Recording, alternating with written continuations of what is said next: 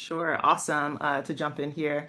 So a couple different non-negotiables that we say must be in place. And so one of those conditions is thinking about evidence collection routines. And so how are we saying across the building that we're looking into classrooms and saying this is what this practice means, this is what this looks like, this is how we sort of calibrate and step outside of the classroom. These are the learning walks, routines.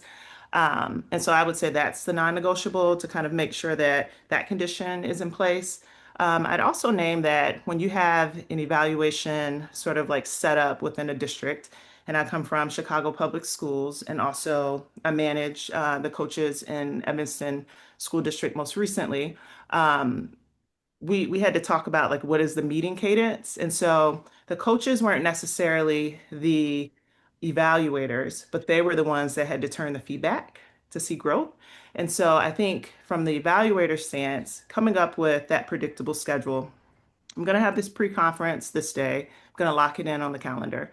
I'm going to send that over to the specific individual, the teacher, whoever I'm evaluating, so that they're in the know.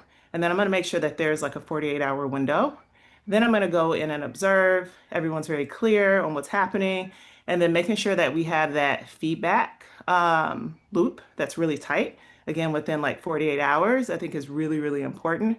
For one, it demystifies like the teacher with their public sort of experience of like someone's coming in. We know it's not a I gotcha, but that's just naturally how it feels. That's the power dynamic. And so we can eliminate that by just going in and saying, okay, this is sort of the cadence of this and the rhythm. And so this is what you can expect.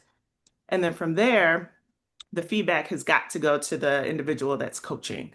And so maybe that individual comes in and they say, hey, let's all collaboratively do some sort of like learning walk so that we can, again, calibrate on what we're seeing. Because I think one thing that thinking about those hiccups that you named, I think folks sometimes get caught up on the score, not the practice. And so the score is just sort of like the way that we start, but we really want to focus in on that practice. One thing that I've seen across multiple districts working with the Danielson group is where evaluators default to proficient. And so we know that our teachers are great. We know that we love them. They show up every day. They show up awesome for their students. But we also know that there's room to push. And so we really don't want to necessarily evaluate the teacher. We want to evaluate the practice. So we make a very strong educator in a given domain. It doesn't mean that there aren't some opportunities to push. And so I think if we become more component specific, that sort of eliminates that need to say, this teacher's proficient. I don't want to have that difficult conversation. I don't know the entry point. And so those are just some tips to kind of get that going.